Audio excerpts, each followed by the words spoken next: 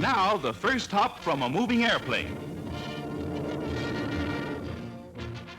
I saw a magazine with a paratrooper on the front. I went down to the courthouse and talked to the recruiting officer there. Paratroopers must be under 32, not over 6 feet tall, nor more than 185 pounds in weight. He said, I want to be a part of it, part of my generation, and I'm not going to sit here and miss it.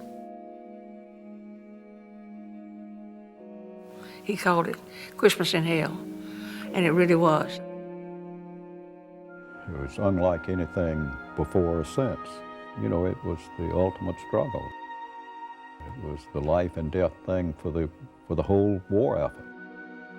He wore his paratrooper ring when something important was going to happen.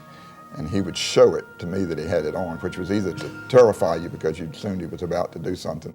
It was the sort of thing that he didn't want everybody to know he did, but being a paratrooper was very important to him.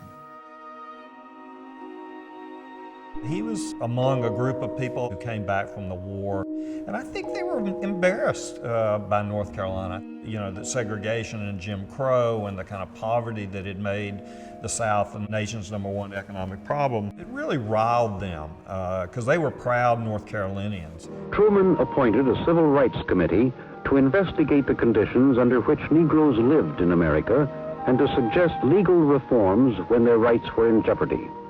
The opposition from Southern politicians was swift and violent.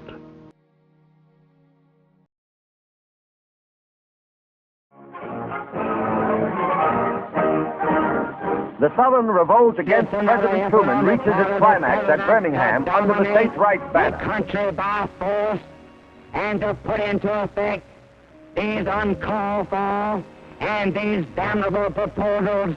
You shall not crucify the South on this cross of civil rights.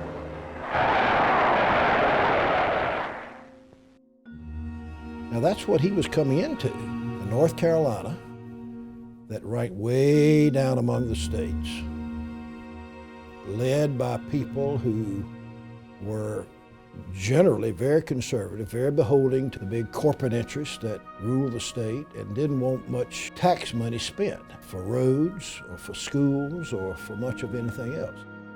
And Terry Sanford saw a different kind of future, a different kind of North Carolina. He wasn't going to sit back and listen to people say, no, we can't do it. No, that wasn't Terry.